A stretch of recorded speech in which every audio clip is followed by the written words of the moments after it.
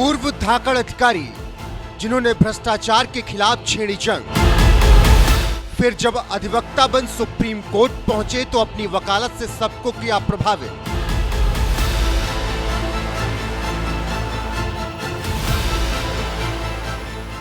जनता की आवाज बने तो विधायक बन विकास और सशक्तिकरण की नई मिसाल की कायम।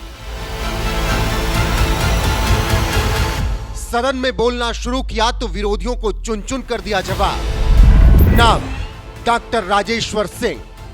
आप सबको यहाँ आने के लिए आप सबका स्वागत करता हूँ, सबका वंदन करता हूँ, सबका नमन करता हूँ, सबको प्रणाम करता हूँ।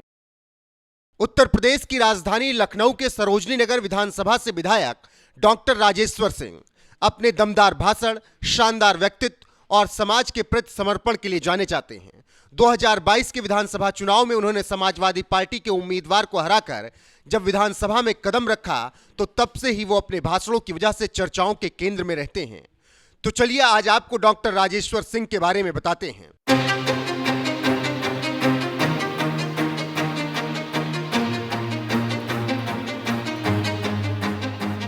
लखनऊ में जन्मे और लखनऊ की मिट्टी में ही पले बढ़े राजेश्वर सिंह ने जब से होश संभाला तब से अनुशासन, कर्तव्यनिष्ठा और समाज सेवा के मूल्यों पर चलते गए और अपनी जिम्मेदारियों को बखूबी निभाते गए। 14 सालों तक उत्तर प्रदेश पुलिस के एक अधिकारी के तौर पर काम किया, फिर ईडी में एंट्री की तो वहां भी अपनी छाप छोड़ी। लेकिन राजेश्वर सिंह की कहानी सिर्फ इतनी भर नहीं है। पुलिस अधिकारी, ईडी में संयुक्त निदेशक बनकर सेवा देना उनकी जिंदगी का महज एक पहलू है, क्योंकि उनकी जिंदगी के दूसरे पहलू में वो सुप्रीम कोर्ट के अधिवक्ता हैं। 2018 में वकालत की डिग्री हासिल करने के बाद उन्होंने सुप्रीम कोर्ट में वकालत कर अपनी कानूनी विशेषज्ञता का लोहा मनवाया। लेकिन अगर अब आप ये सोच रहे हो कि बड़ी नौकरी छोड़कर वो अधिवक्ता बन गए और यहीं थम गए तो फिर आप गलत हैं, क्योंकि डॉक्टर राजेश्वर सिंह की जिंदगी का तीसरा पहलू भी है और यहाँ वो सीधे जनता से जुड़े, उनकी आवाज बने और उनके हक के लिए लड़ रहे हैं, क्योंकि वो अपनी जिंदगी के तीसरे पहलू में विधायक हैं।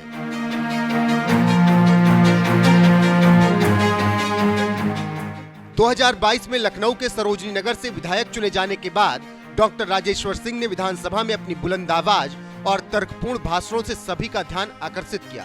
उनके भाषण न केवल नीतिगत मुद्दों पर गहरी समझ को दर्शाते हैं, बल्कि जनता की समस्याओं को ढंग से उठाने की उनकी क्षमता को भी दिखाते हैं। चाहे वो अवैध धर्मांतरण के खिलाफ कठोर कानून की मांग हो या फिर भ्रष्टाचार और भूमि अतिक्रमण के खिलाफ उनके बेबाक भाषण हो, डॉक्टर राजेश्वर सिंह विधानसभा में जब बोले धाकड़ अंदाज में बोले और विरोधियों को भी सही से समझाया कि भारत विकास के रास्ते पर किस तरह से पिछले कुछ सालों में आगे बढ़ा है।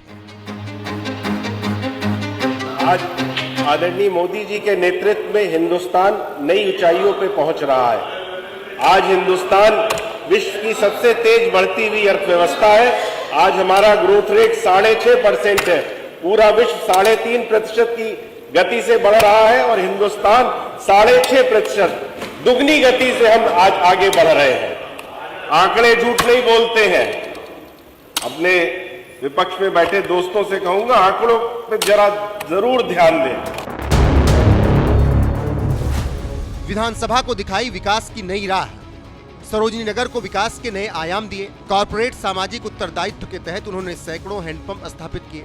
60 लाख रुपए की लागत से 2 परिषदीय विद्यालयों का कायाकल्प किया। 15 नगर निगम वार्डों में ओपन एयर जिम और पार्क विकसित किए। सामुदायिक स्वास्थ्य केंद्रों में आधुनिक सुविधाएं जैसे एसी, कंप्यूटर और फर्नीचर की व्यवस्थाएं करवाई। सरोजनी नगर को टेक्सटाइल हब बनाने का संकल्प लिया।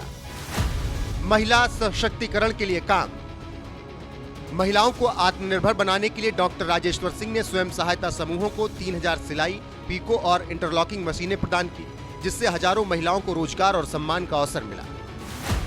धर्मांतरण विरोधी कानून की मांग, अवैध धर्मांतरण के खिलाफ केंद्र सरकार से केंद्रीय कानून की मांग की। आगरा में ISIS से जुड़े धर्मांतरण मॉड्यूल और छांगुर बाबा के अवैध गिरोह का उदाहरण देकर विदेशी फंडिंग और संगठित नेटवर्क पर सवाल उठाए और कानून की मांग की। भूमि अतिक्रमण के खिलाफ लड़ाई, लखनऊ में नगर निगम की मिलीभगत से हो रहे अवैध कब्जों के खिलाफ डॉक्टर राजेश्वर सिंह ने कड़ा रुख अपनाया। खारिका वार्ड प्रथम में चक्रोट, तालाब और राजस्व भूमि पर भूमाफियाओं के कब्जे की शिकायतें उठाते हुए उन्होंने लखनऊ कमिश्नर को पत्र लिखकर उच्च स्तरीय जांच की मांग की। अंसल हाउसिंग मामला, लखनऊ विकास प्राधिकरण की संदिग्ध भूमिका पर सवाल उठाए, अंसल हाउसिंग मामले में विजिलेंस जांच की मांग की। मुख्यमंत्री योगी आदित्यनाथ को लिखे पत्र में उन्होंने पारदर्शिता और जवाबदेही की वकालत की। अपनी मुखर आवाज, साफ साफ बात कह देने की आदत डॉक्टर राजेश्वर सिंह को अलग बनाती है। यही वजह है कि डॉक्टर राजेश्वर सिंह को तमाम सम्मान देश और दुनिया में मिल चुके हैं।